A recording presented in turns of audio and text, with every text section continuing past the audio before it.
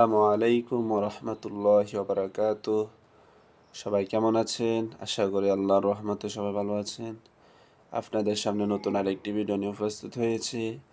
এই ভিডিওর মাধ্যমে আমরা আপনাদেরকে জানাতে চাই, যখন আমাদের নামাজের সময় হবে ওই সময় যদি প্রচুর অতিরিক্ত শীত পড়ে কিংবা বজ্রপাত অথবা আকাশের অবস্থা খুব খারাপ, ঝড় বৃষ্টি হচ্ছে, তখন ওই মুহূর্তে আমাদের কি করণীয়? আমাদের কি জামাতে শরীক হতে হবে বাধ্যতামূলক, না ঘরে গৃহে একাকী নামাজ পড়ে নিল চলবে? এই ব্যাপারে রাসূলুল্লাহ সাল্লাল্লাহু আলাইহি সাল্লামের একটি হাদিস রয়েছে।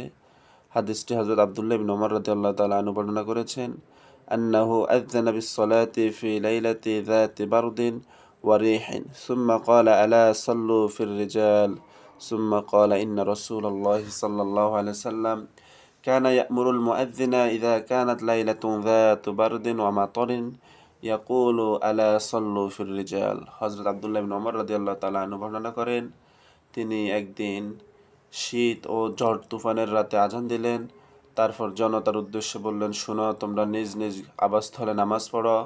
অতঃপর তিনি এটা বললেন যে রাসূলুল্লাহ সাল্লাল্লাহু আলাইহি সাল্লাম তার মুয়াজ্জিনকে বলেছিলেন, যখন তুমি শীতে, অতিরিক্ত শীত কিংবা ঝড় তুফানের রাত্রে আজান দিবে, তখন তুমি সকলকে জানিয়ে দিবে তোমরা তোমাদের ঘরে একাকী নামাজ পড়ো।